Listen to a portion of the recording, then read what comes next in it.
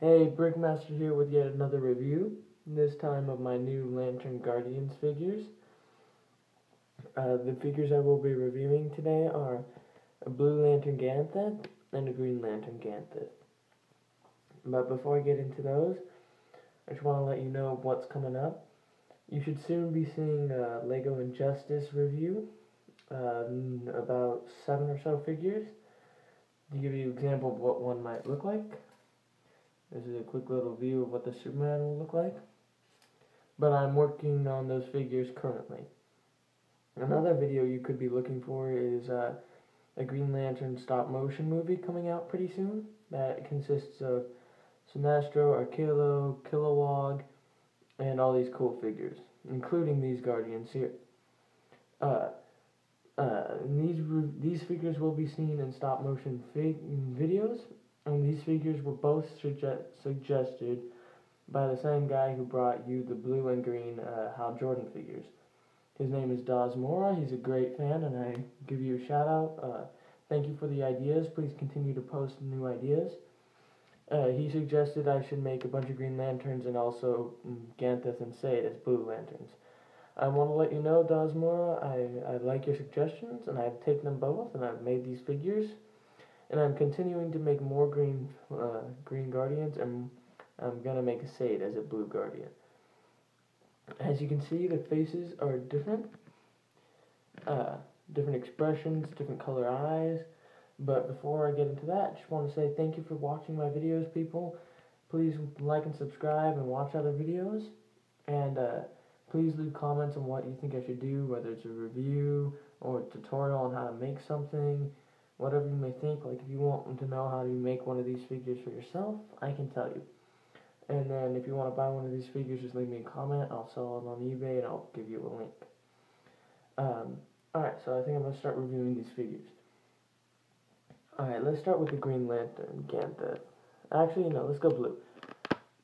So, the Blue Lantern Ganth, I'm going to start with its body and torso and stuff. Probably the simplest figure I've ever made. I took a chess piece, I used Brasso to get the ink off of it. I put a 1x2 white piece underneath that, gave him black hands, found a cool picture of a Blue Lantern symbol, and then I decaled that on. And that's how that came out. But the head was extremely complicated. So first I had to go through a prototype on how I wanted to do the head. So I took a regular head and I spray painted it blue because, as you know, LEGO doesn't really make any blue heads. So when I spray painted it blue and I tried to apply the decal, you couldn't see the decal because the blue was too dark. So what I then did is I put tape over a small amount of the face to keep it white, and then I sprayed the blue, and then I pulled off the tape so I'd have a white spot. And then I put the decal on the white spot so you could see the decal. And that's just how I applied the decal. These decals, both of these, do not exist anywhere else but except on these figures and in videos of mine. These decals were homemade by me.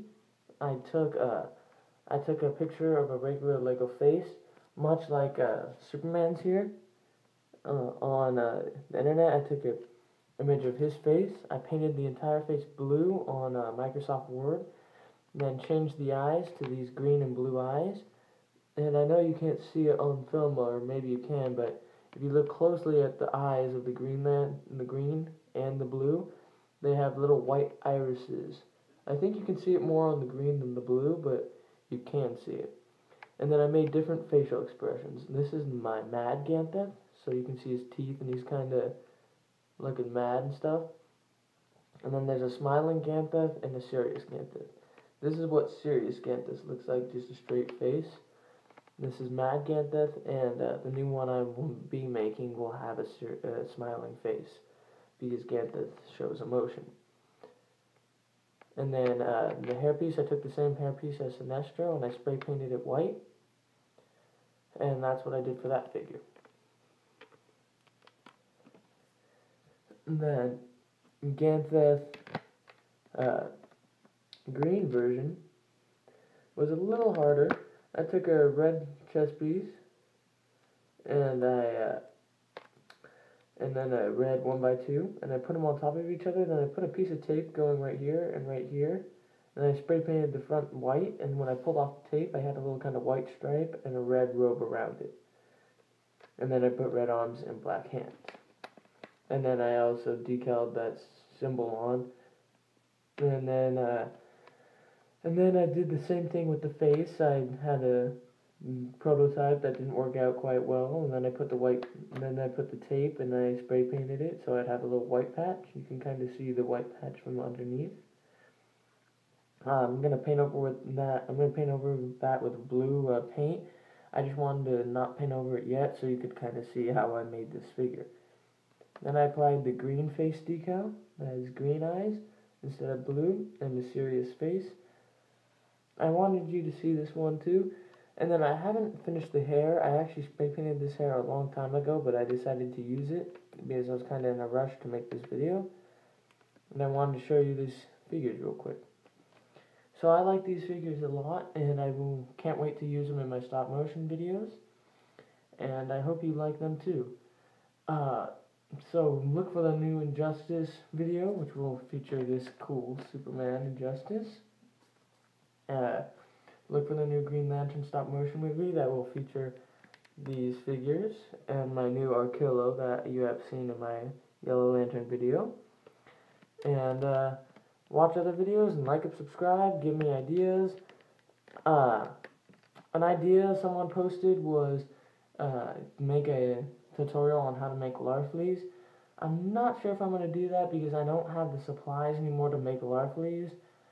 I could walk you through the steps on how you might do that yourself, but I won't be able to show you physically.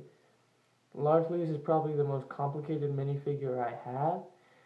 He includes decaling arms, painting legs, decaling a chest piece, painting the back of a chest piece while decaling the front of the chest piece, painting a head with spray paint, then painting a head with hand paint, then gluing things to the head, then cutting off pieces of the head and then repainting, then also making his ring and decaling his ring, and then making his power battery and also making a handle for his power battery.